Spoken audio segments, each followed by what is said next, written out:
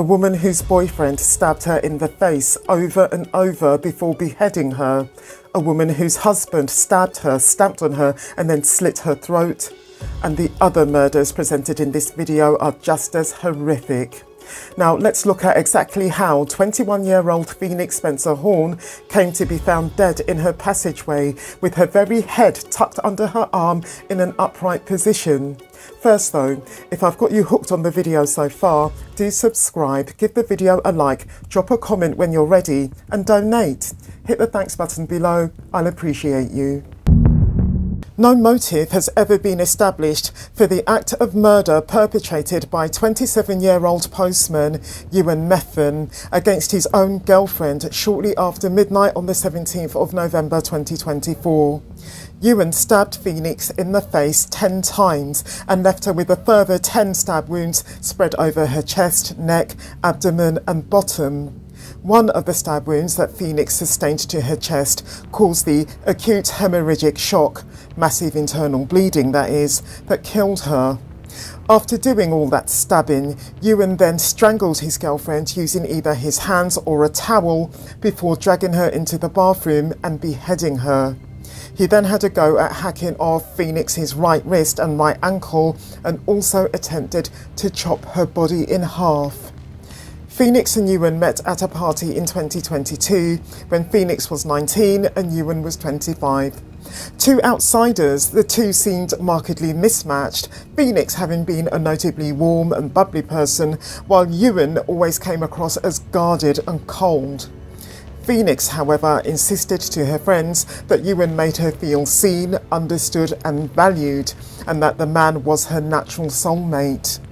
When she and Ewan move into a flat in East Kilbride together though, Phoenix openly discloses to her friends that her boyfriend now systematically checks her phone, won't let her go out on her own, complains when she works the night shift and hates that she interacts with customers of the opposite sex. The man constantly accuses her of cheating and then cries and begs her not to leave him. Ewan has, in particular, the markedly childish habit of freezing his girlfriend out for hours on end, only to rage at her afterwards. Neighbours are forever hearing the couple shouting as well. Ewan also unravelled as a sufferer of anxiety and depression. He started taking cocaine, alcohol and steroids, sometimes all at the same time, in something of a high-powered cocktail, in his effort to bulk up, believing, as he did, that that would boost his confidence. Despite Ewan's mistreatment of his girlfriend, along with his substance abuse, Phoenix stood by him. On the evening of the 16th of November 2024, Ewan texted Phoenix, who was at work, saying, quote, "I feel lonely," unquote. Phoenix replied to say that she was sorry that she couldn't be with him just then and that they would have dinner together when she got home, which is exactly what they did. Phoenix texting her mother around 9:37 p.m. that night to tell her so. Phoenix and her mother were extremely close and they contacted each other every day. It's not clear what the inciting incident, if any, for Ewan's subsequent fatal attack on Phoenix was, but the perpetrator's act of murder, to remind you, came shortly after midnight on the 17th of November 2024. Straight after murdering Phoenix, Ewan not only texted around to find a cocaine dealer, but also made no fewer than 170 visits to adult sites. Later that morning, the antagonist also texted Phoenix's mother, pretending, of course, to be Phoenix, saying, "All good." By the time Ewan called the police on himself, which he did on the 18th of November 2024, he had lived with Phoenix's butchered body for over 36 hours. On the 14th of July 2025, at the High Court in Glasgow, Ewan Methven got life with a minimum term of 23 years. Shaine March, on the other hand, had already committed one murder before he butchered his girlfriend, clearly not caring then that the woman was carrying his own child. Record this. Yeah? Everything's cool, recorded in the van, sir. I don't ever want to come up. Keep me in it. Keep me in Joe. Anyway, I want my grave in a Joe. Yeah? Yeah! That's me. You see my face? Yeah! These words of 46-year-old Shaine March don't express any remorse of his for stabbing his pregnant girlfriend to death. They're words of defiance and shamelessness. In the early hours of the 22nd of July 2024, over at his girlfriend's flat in Walthamstow, East London, Shaine March picked up a knife and stabbed his very girlfriend, 32-year-old Alana Odysseus, mother to a 2-year-old girl and also expecting for a second time with none other than Shaine, and stabbed her at least 19 times, as well as slashing her at least 5 times. A number of the wounds were defensive injuries, caused as Alana, of course, tried to protect herself.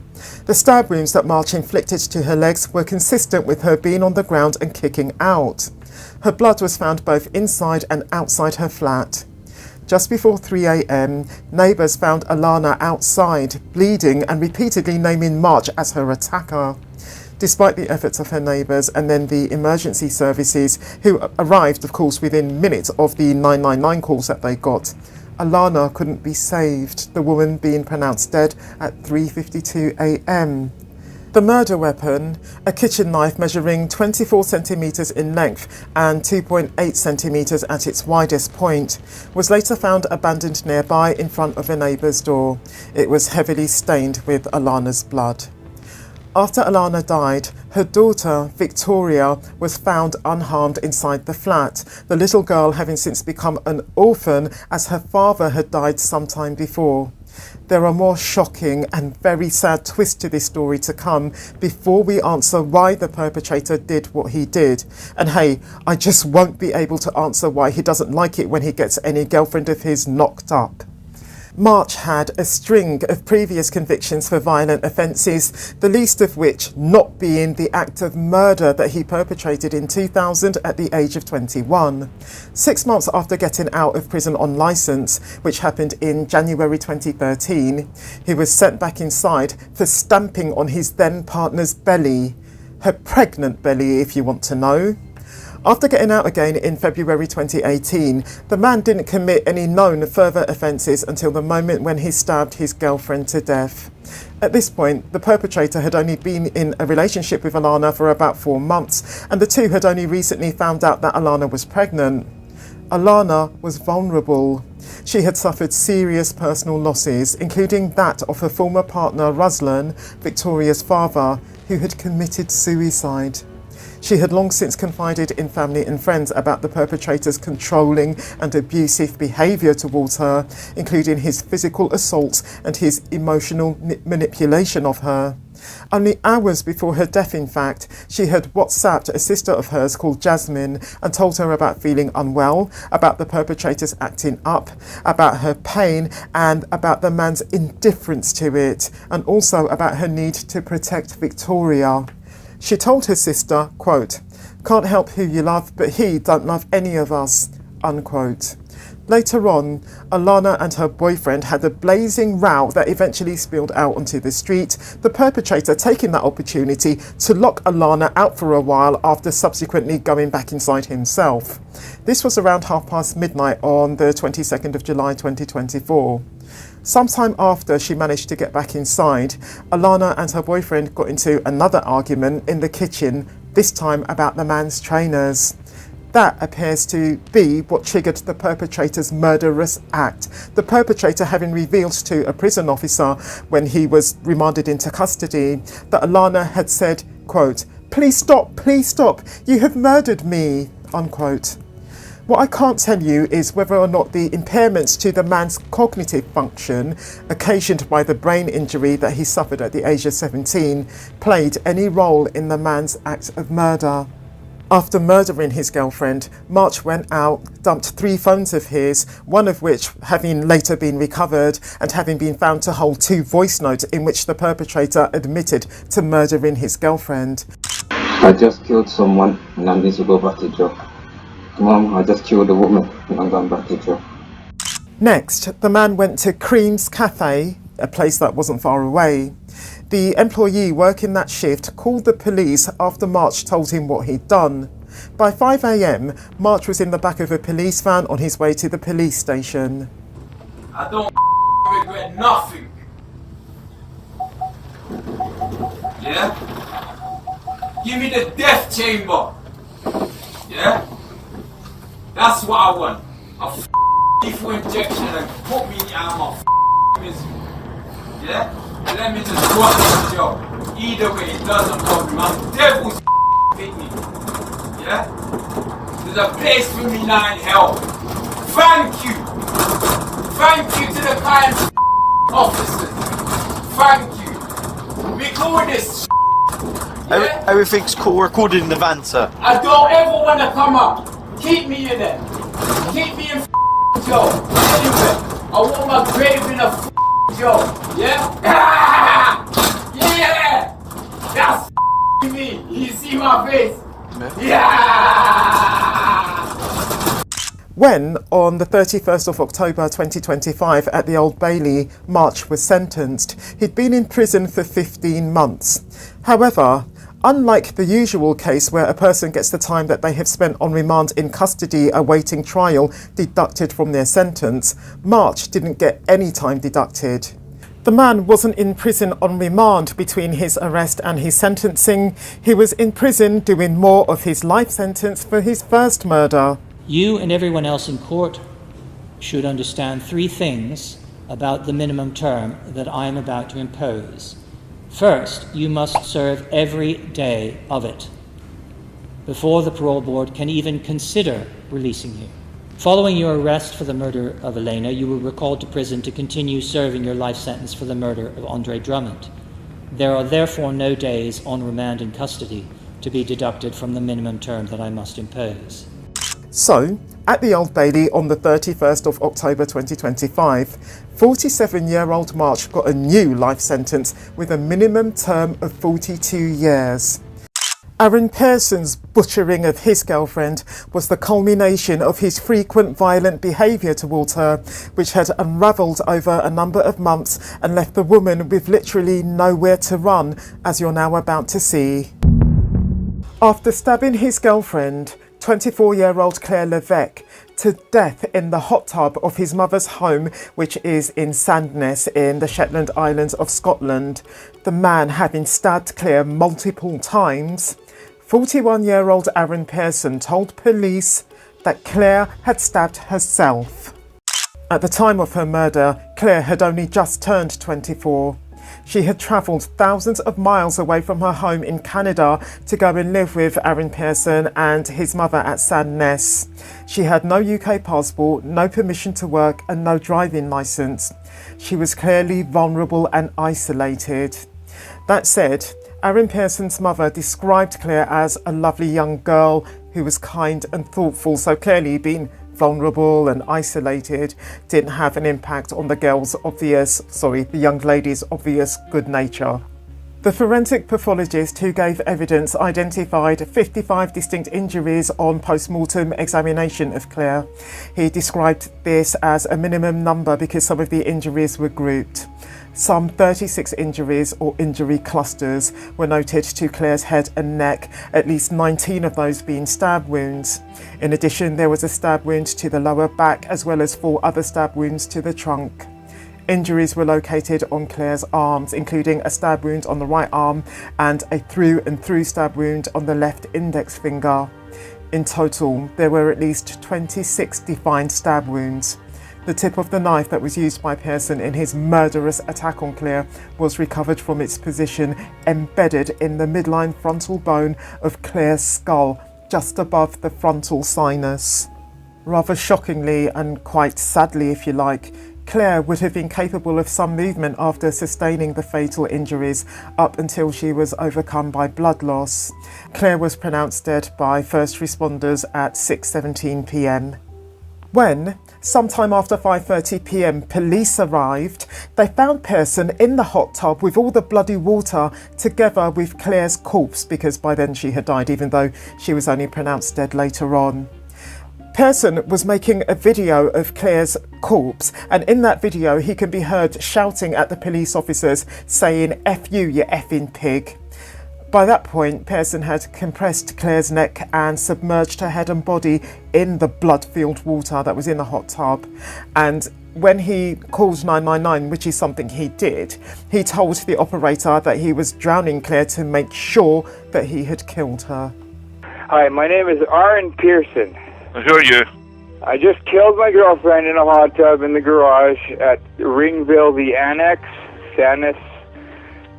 What's your girlfriend's name? Claire Levesque. In court, Pearson said what I've already said, which is that Claire killed herself, stabbing herself all those times. She had drunk loads of alcohol, he said, and she'd also drunk brake fluid and then started rolling around in her own wee. The judge responded to those claims from Pearson by telling him to go and F himself, but using judge language. Aren's murder of Claire wasn't the first time that he'd been violent towards Claire. He had battered her on multiple occasions during her very short stay with him in Sandnes. Claire only got to Sandnes to live with Aren Pearson in October 2023. Not long after that, she confided in a neighbour in Shetland and in a cousin back home in Canada that Pearson was being physically violent towards her. One of Pearson's acts of violence on Claire took place on Claire's very 24th birthday. This was part of a sinister pattern of domestic abuse by Pearson, and it encompassed physical violence as well as coercive control. Because remember, she had nobody and she was stuck in the middle of nowhere. For the life of me, I can't trace why Pearson did what he did and why he was so violent and abusive towards Claire in the first place. Your much younger girlfriend, your victim in this case, was isolated and vulnerable in Sanis. You had from almost the outset of her arrival there subjected her to a cruel campaign of violence and coercive control. On the 15th of October 2025 in the High Court of Edinburgh, Pearson got life with a minimum term of 25 years. Unlike Aren Pearson, fellow abusive boyfriend Keiron Goodwin used a single method to murder his girlfriend, manual strangulation being a distinctly intimate and slow way to kill someone, enabling the murderer to savour their horrific act. Before strangling his girlfriend to death on the 30th of July 2024 at his flat in Frome, Somerset, southwest England, 33-year-old Keiron Goodwin plied the young lady, whose name was Olivia Wood, with a lethal dose of cocaine. Olivia Wood was 29 and came from Liverpool. She worked as an ecologist. She and Goodwin had only been together for 3 months, but yet in that time, Goodwin had become massively controlling of her, forcing her to take drugs, for instance, perform sex acts on camera for other men, and sleep with a stranger. On the night that Goodwin killed Olivia had packed her stuff and was planning to leave him. That said, she had never formally moved in with Goodwin, but she had spent lots and lots of time with him at his flat in Frome. While admitting to being coercively controlling towards Olivia, Goodwin denied her murder. He has in fact never given an explanation for Olivia's death and didn't give evidence at his trial. Goodwin was also sentenced for a string of offences against 3 former girlfriends of his, and the things he did to them were exactly the same as the things he did to Olivia, forcing them to take drugs and sleep with strangers. Olivia herself never spoke to anyone about her unhappiness with her relationship with Goodwin, but there were notes on her phone that revealed just how deeply unhappy she was. At 2:50 a.m. on the 30th of July 2024, Goodwin called 999 to say that Olivia wasn't breathing, but while he did so, he was simultaneously deleting hundreds of potentially incriminating photos and videos from his phone. That was revealed at trial. A post-mortem examination revealed that Olivia had a potentially fatal level of cocaine in her system, and the hyoid bone in her neck was fractured, and that's an injury that's often caused by strangulation. When he jailed Goodwin for life, and the minimum term I'm about to reveal, the judge, who's called Judge Picton, and this was at Bristol Crown Court, said, quote, "You are a manipulative, determined, misogynistic, selfish, narcissist and a truly evil individual. The term evil is not a superlative to be used lightly, but in your case it is thoroughly deserved." Unquote. In addition to giving Goodwin a life sentence for Olivia's murder, the judge also gave him life sentences with minimum terms of 18 years for offences against his former girlfriend. Goodwin's 3 other victims told the BBC that his relationships would always follow the same pattern: love bombing, adoration, and then telling them that he was struggling with his mental health. He would then pressure them into handing over their savings to support him, most of which he would spend on cocaine. He would then systematically isolate them from their friends and family, bully them into taking drugs and into sleeping with other men and performing sex for strangers on camera, all for his own selfish pleasure. They said that the deep sense of shame and confusion that they felt made it impossible for them to seek help. In a victim impact statement, one of the victims said, "I lost everything I cared about by being with Goodwin. When I finally left him for good, there was almost no trace of the old me left." Goodwin was also convicted of trying to strangle the victim when she tried to leave him, although at the time he pressured her into dropping the complaint to the police. On the 8th of May 2025 at Bristol Crown Court, Goodwin's minimum term of his life sentence was set at 35 years.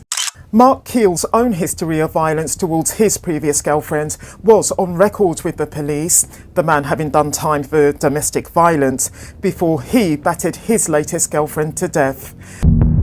On the 27th of June 2024, 36-year-old Maxine Clark, who came from Ridgery in Glasgow, Scotland, suffered 51 separate injuries in a vicious attack that rapidly claimed her life. Her attacker was 33-year-old Mark Keel, her boyfriend, being subject, no less, to non-harassment orders banning him from approaching or contacting 3 of his former girlfriends. In June 2022, Keel was jailed for domestic violence. Deemed a high-risk offender, in 2023 the man was ordered to attend the Caledonian programme, a course designed to rehabilitate male perpetrators of domestic abuse. Keel hardly ever went though, and then, sometime after that, he openly flouted a court-imposed community payback order. When, in January 2024, the man was given a 12-month supervision order as well as an 18-week nighttime curfew, he was 12 months into what would be his 18-month relationship with Maxine. Even though the perpetrator had moved shortly before his act of murder into his girlfriend's home, Maxine had told her friends that she was too scared to go to the police about her boyfriend's persistent violence towards her, this having long become an ugly fact of her relationship with Keel, the mother of 4 having previously had the black eyes, the grab marks around her neck and the injury to her jaw to prove it. Keel punched, kicked and stamped his girlfriend to death, even leaving imprints of his shoes on her leg. It's not clear what, if anything, provoked his act, but it is known that he was drunk when he perpetrated it. Having pled guilty to Maxine's murder, on the 27th of May 2025 at Glasgow High Court, Keel got life with a minimum of 22 years. There was no record that Mohamed Samak had ever laid a finger on his wife before the day that he murdered her. But after his act of murder, did he seriously expect the police to believe that his wife had stabbed herself as many as 6 times, meaning that he was innocent of murder?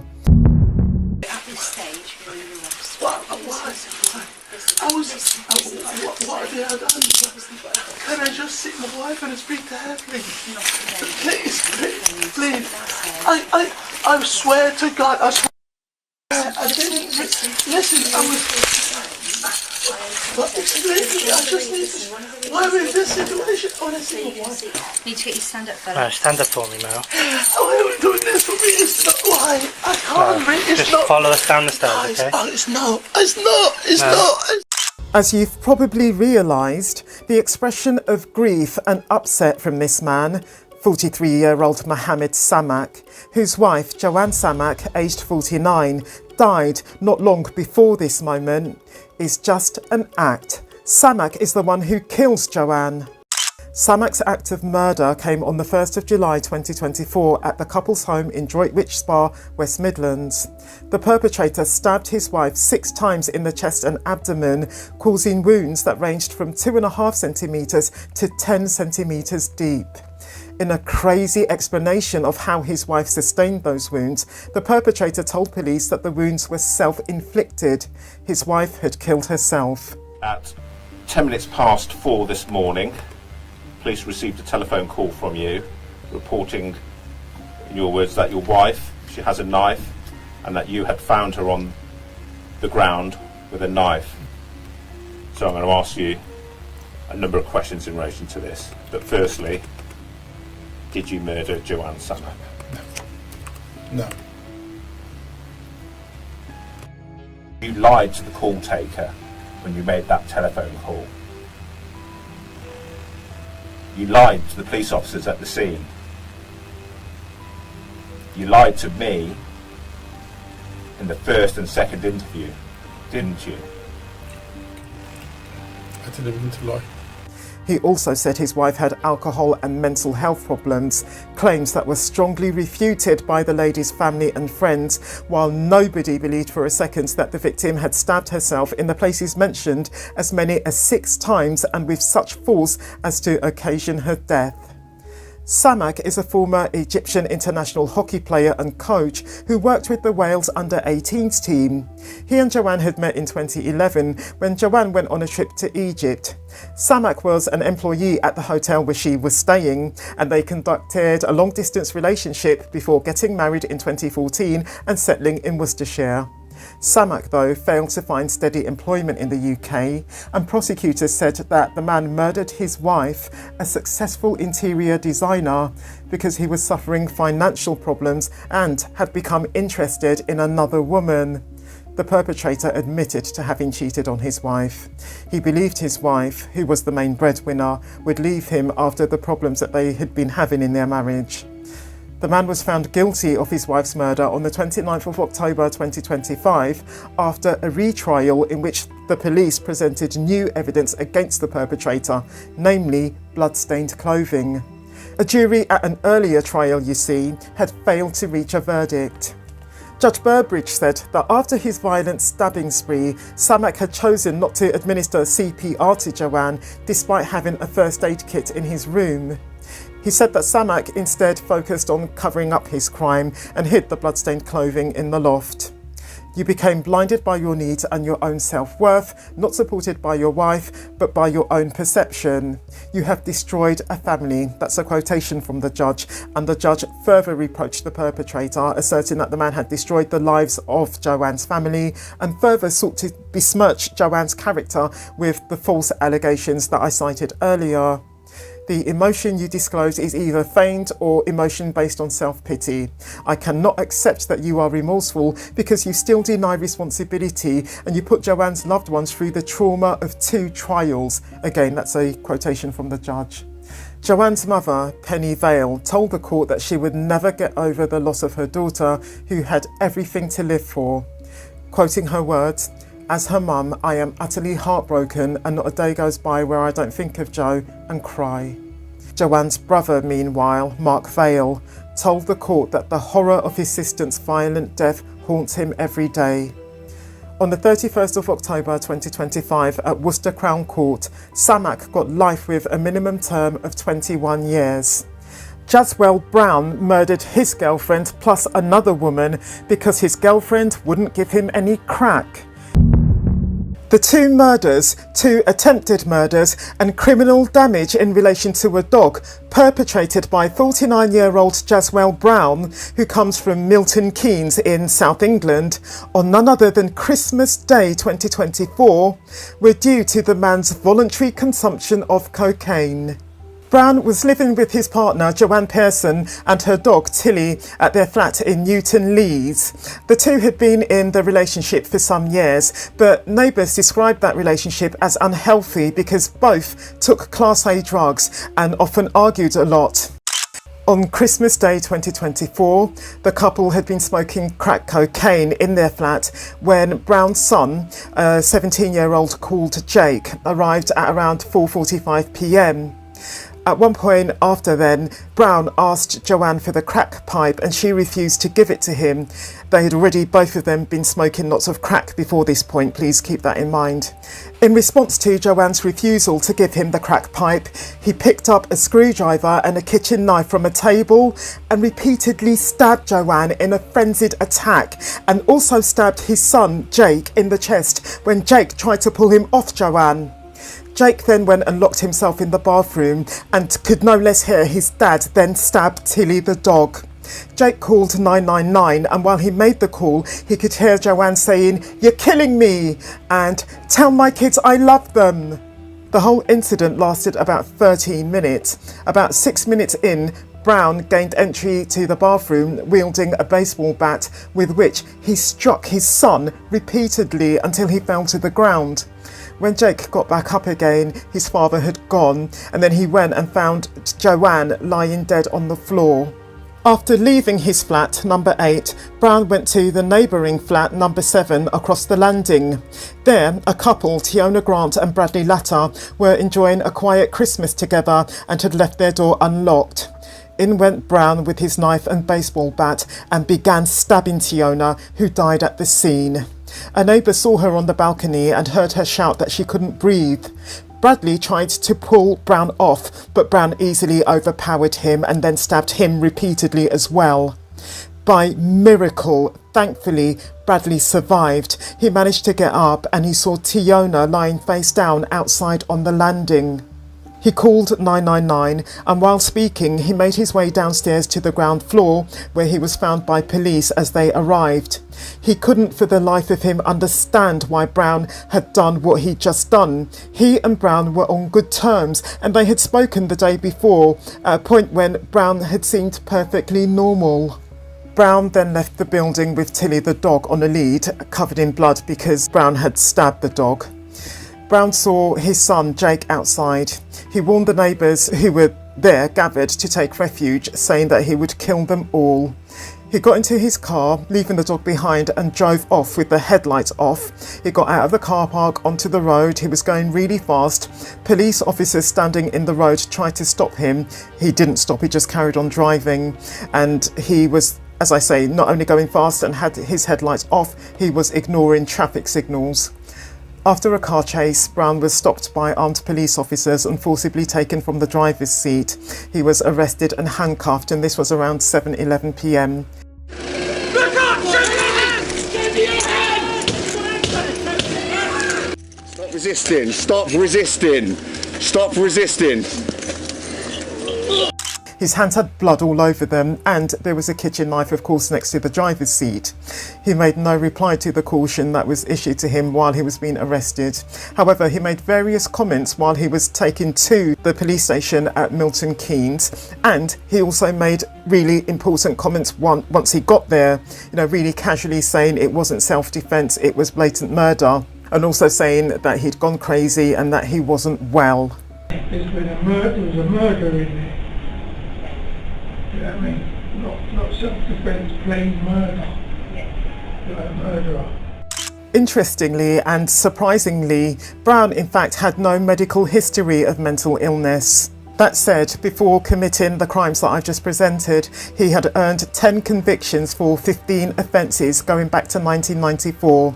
These include damaging property and one offence of battering a former partner of his, the mother of his son. That happened back in 2009. On the 17th of June 2025 at Luton Crown Court, Brown was sentenced to 38 years and 194 days, and it covers all of his offences because in this country we tend to award concurrent sentences rather than consecutive sentences. The lead offences were of course the 2 murders. For the murder of Joanne Pearson, the sentence is imprisonment for life with a minimum term of 38 years and 194 days. For the murder of Tiona Grant, the sentence is imprisonment for life with a minimum term of 38 years and 194 days. Those 2 sentences will run concurrently with each other. For the attempted murder of Jake Brown, the sentence of the court is 18 years imprisonment. For the attempted murder of Bradley Latta, the sentence is 21 years imprisonment. For For causing unnecessary suffering to the dog Tilly, the sentence is 9 months imprisonment. For possessing a knife in a public place, the sentence is 18 months imprisonment. The sentences for those last 4 offences will run concurrently with each other and concurrently with the sentences for the 2 murders. 2 murders of innocent victims, 2 attempted murders of innocent victims, and cruelty to an innocent dog, all because one man got himself high on cocaine. Now, Chris Hemming thought his ex-girlfriend was his personal property, and he murdered her so that she could never love anyone else, and then he called the police and casually told them what he'd done.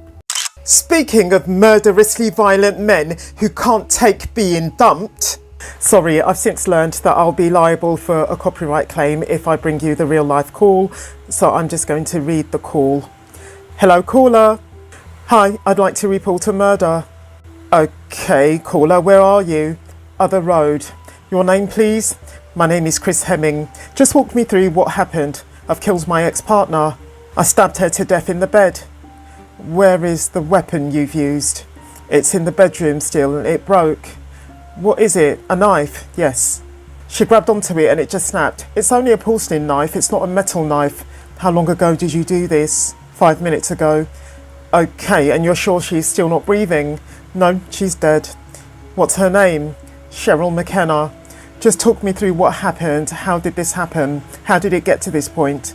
Because she's been lying and cheating and effing other men. I confronted her. She tried to deny it. I'd already seen the evidence. I stabbed and killed her. Is the long and short of it. Can you hear them? Yeah, I can hear the officers. Just stay on the line till I know they're there in the house with you, okay? That was 47-year-old Christopher Hemming from Redditch in the West Midlands, calmly announcing to the 999 call handler that he's just murdered someone. No remorse, no shame. What he didn't disclose to the call handler was that his one and only reason for murdering 44-year-old Cheryl McKenna was that she was his ex-partner, and he found out that very day that he killed her that she was seeing someone new. Hemming had been in a relationship with Cheryl since 2010, but they separated at the beginning of 2024. So he stabbed her several times in the bedroom. You know, this man, he had no remorse. And if you need any more proof of that, after the attack, he called a friend of Cheryl's using Cheryl's phone, where he said, quote, "I wish the camera worked on this phone so I could show you what I've done," unquote. And again, I'm just going to read it to avoid a copyright claim. Hi, I'm not calling for me, I'm calling for my friend. Basically, her ex-boyfriend had her phone, which is they do live together, but it's very unusual. And he phoned me up and he gave me like a really strange phone call. Like he said, it was just really sinister. He turned around and he said, "I wish the camera worked on this phone so I could show you what I've done." And then I was there like, "What are you on about?" And he was there like, "I wish I could show you." And I was there like, "What's your point?" And he was there like, "You'll see my point," just like she did. It was after that he called the emergency services. They came, they rushed to the scene, but they couldn't save Cheryl's life because, well, the damage was done. She was pronounced dead at the scene. Hemming was arrested inside the address on suspicion of murder and later charged with the same offence, and he's very compliant and calm when he's getting done, because after all, he's just called the 999 people himself. Just because he's all compliant and calm when he's getting arrested, it doesn't mean by any stretch of the imagination that he was actually sorry for what he'd done. He initially admitted to the police that he killed Cheryl, as we know, but then at court he entered a not guilty plea to murder, and what he pled guilty to instead was of course manslaughter. The idea is that manslaughter doesn't usually come with a life sentence, so he would have got a much shorter sentence of course than if he'd pled guilty to or been found guilty of murder.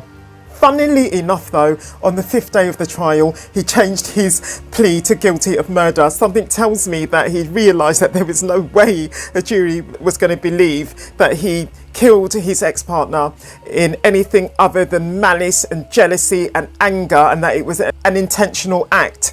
He intended to kill her, meaning it was murder. Manslaughter is when you do it accidentally or you do it because you're not in control of your mind. Any other type of killing is murder. On the 21st of July 2025 at Worcester Crown Court, Hemming got life with a minimum of 15 years. The marriage between Paul Butler and Claire Chick started to crumble on their very wedding night. 7 months later, following his campaign of stalking and harassment against his wife, Butler stabbed her to death, as you're now about to hear. It's the 22nd of January 2025 and the place is Plymouth in Devon, southwest England. 53-year-old ex-doorman Paul Butler is just about done staring prolongedly at the office at Plymouth University where 48-year-old nursing lecturer Claire Chick, who, in September 2024, walked out on him only weeks after they got married, is based. Off he goes then, resurfacing at 6:50 p.m. at the Starbucks in Mutley Plain before heading over to a Sainsbury's where he purchases 3 knives, 2 of which he soon discards. It's now 8:50 p.m. and people are calling the emergency services for the woman that they have just found on West Hoe Road, covered in blood but still alive. At 10:30 p.m, Butler orders food at the McDonald's at the Koi Pool Retail Park. When staff inquire as to why he's doing so much bleeding, he answers that someone punched him. Now, at 7:30 p.m. the following day, Butler, who has escaped to the Premier Inn Hotel in Liskeard, is being placed under arrest at that hotel on suspicion of murder. Miss Chick, the woman found seriously injured on West Hoe Road the day before, having died in Derryford Hospital the night before as a result of the 22 stab wounds that her estranged husband inflicted on her. It turns out that Miss Chick, who had 2 adult daughters as well as grandchildren, met Butler at a particularly vulnerable point in her life, to be exact, not long after the collapse of her first marriage. This is what led her to move in 2021 into the street where Butler also lived, the two getting together as a couple in the summer of 2022. While Miss Chick could see the serious flaws to the man's character, leading her to have second thoughts even about accepting his offer of marriage, as she had since done, in June 2024 she went ahead and married him anyway, to her total and immediate regret. Butler's controlling and obsessive behaviour towards Miss Chick reached something of a peak during their very honeymoon, you see. Miss Chick filing with the police the first of her numerous complaints against her husband no more than 2 months later. Butler's stalking and harassment of her was what had prompted that initial police report of hers, the university lecturer having since moved out of the conjugal home and installed herself in a flat on West Hoe Road. Despite having been arrested in response to Miss Chick's allegations, being arrested and then being bailed soon becoming a routine for the man in fact, in November 2024, Butler assaulted Miss Chick. Then, the following month, without Miss Chick's knowledge or consent, the man installed a tracking app on her car, jealous as he had become of the new relationship that Miss Chick had entered into. Around this time, Miss Chick became too afraid of Butler to even leave her home, having long since found the police completely useless where her bully of her husband was concerned. When she told them that he was ignoring their order for him not to contact her, for instance, they did nothing, which meant that she had to endure Butler's endless threatening voice notes, phone calls and emails. Likewise, the police didn't lift a finger when she reported her psycho husband's act of standing outside her university and staring up at her office. The day before Butler's act of office gazing, if you will, in her 6th and final statement to the police, she declared, quote, "I honestly feel like Butler will kill me if further action is not taken. I am constantly afraid of leaving my house. I am very fearful of what he has done to me and what he will do," unquote. Some of the stab wounds that Butler inflicted on Miss Chick when, after he waited for her at her back door on the evening of the 22nd of January 2025, she eventually came out, were as deep as 10 centimetres and some penetrated the victim's sternum and ribs. According to witnesses, the screams that Miss Chick made while Butler stabbed her were nothing less than heart-wrenching. When Miss Chick's new partner, Paul Maxwell, who had been out running when Butler started the attack, returned, he first found himself witnessing the murderous assault and then being chased by the perpetrator, who shouted at him the words, quote, "I'll fucking do you too," unquote. On the point of his wanting to murder Mr. Maxwell, during his subsequent visit to McDonald's, the perpetrator told a friend, quote, "I am pretty certain I have ended her. I loved her so much. I meant to get him, but fuck him. I killed her. I tried to get him, but he ran." Having pleaded guilty to Miss Chick's murder on the 25th of April 2025 at Plymouth Crown Court, Butler got 27 years. Habibur Masum also stabbed his wife to death out on the street, leaving his baby son lying in his pram as he walked away after perpetrating his murderous act. On the 6th of April 2024, in Bradford, Yorkshire, 27-year-old Kulsuma Akhtar, who was out walking with her 7-month-old baby son, who she was pushing in a pram, was ambushed and then stabbed 26 times by her estranged husband, Habibur Masum, aged 26. This happened in front of horrified members of the public. After murdering his wife, Masum walked away as if nothing had happened, leaving his own baby son in his pram on the street. Now, why did this graduate of English literature and aspiring YouTuber do what he did?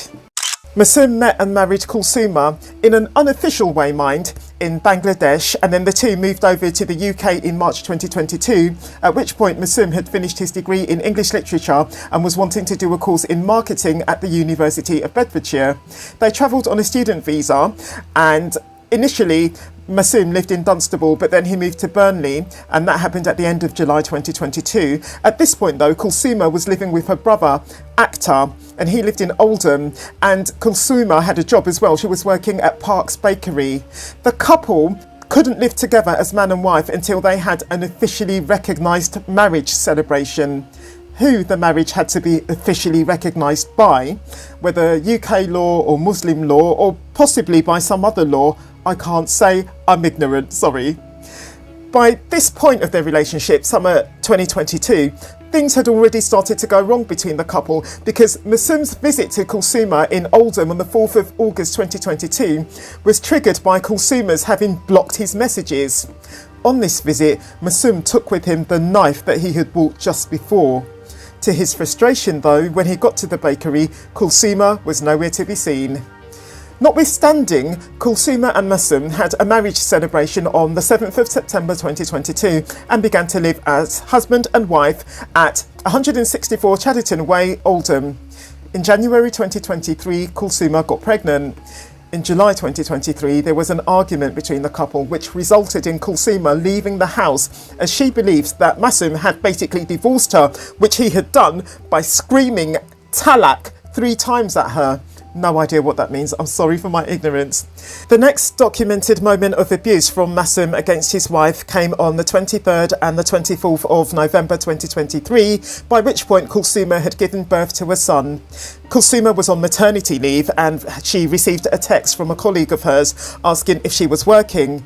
Now, Masum was in the habit of checking Kulsuma's phone, and honestly, this man was just so controlling that his wife had to ask him for permission for basically everything, including before she went to meet anyone, including her own family. So the message that she got from a colleague at work enraged Masum and literally sent his jealousy into overdrive. He threw Kulsuma's phone against the wall and assaulted Kulsuma, slapping her face while she held their baby on her lap. He also then held a knife to her throat, stating, quote, "I'm going to murder you and the police will be taking me. Tell me what your relationship is with him or I will kill you." That last comment was in relation, of course, to the text message that Kulsuma had received, which he had read. Kulsuma called the police. Masum was arrested and detained, but on subsequently being released, he brazenly defied his bail conditions not to contact Kulsuma directly. Kulsuma, meanwhile, was given a place in a refuge, but she made literally a fatal mistake when she posted a message which allowed her husband to trace her location. Now, even though Masum's one and only goal at this point, such as he professed it in court, was to bring his wife and baby son back home so that the three could be a family again, he went on Tinder to try to hook up. Then he threatened to kill the 5 family members of Kulsuma's that were also living in the UK if he didn't get his family back soon, and he of course shared that threat with his wife. On the 28th of March 2024, because that was the year at this point, Kulsuma showed social services proof that her husband had found out where she was. They responded by arranging for her to move refuge, which was never to be. In the following days, after buying a new phone so that Kulsuma wouldn't recognise his number, Masum sent his wife a number of fake but convincing messages from GP health centres about vaccinations for their son, all in an effort, of course, to try to trick her out of the refuge. He also instructed his brother, who we'll call Abdul, to tell Kulsuma that he was at the airport heading to Spain.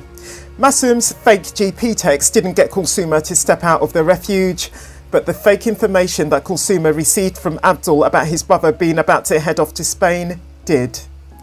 On Saturday the 6th of April, Masum came to Bradford and he got there just after 11:30 a.m. Armed with a knife, he waited for 3.5 hours for Kulsuma to emerge from her refuge. As Kulsuma was convinced that Masum was in Spain, she came out of the refuge with a fellow resident who was referred to in Masum's murder trial as Jordan Palmer. She and Jordan were heading to the local bazaar to buy some henna. When Kulsuma got to the bazaar, what violently abusive estranged husband of hers should she come face to face with as he emerged from the shop? In a state of shock at seeing her husband so unexpectedly, Kulsuma then tried to head back to the refuge, only for her husband to keep with her.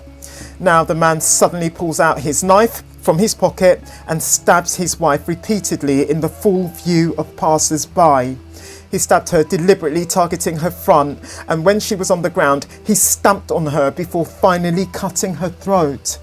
In total, Kulsuma sustained 26 wounds, 15 stab wounds, 1 to her neck, a shocking one through her face, an 8-centimetre deep one to the upper chest, and 12 others. There were also 11 incised wounds.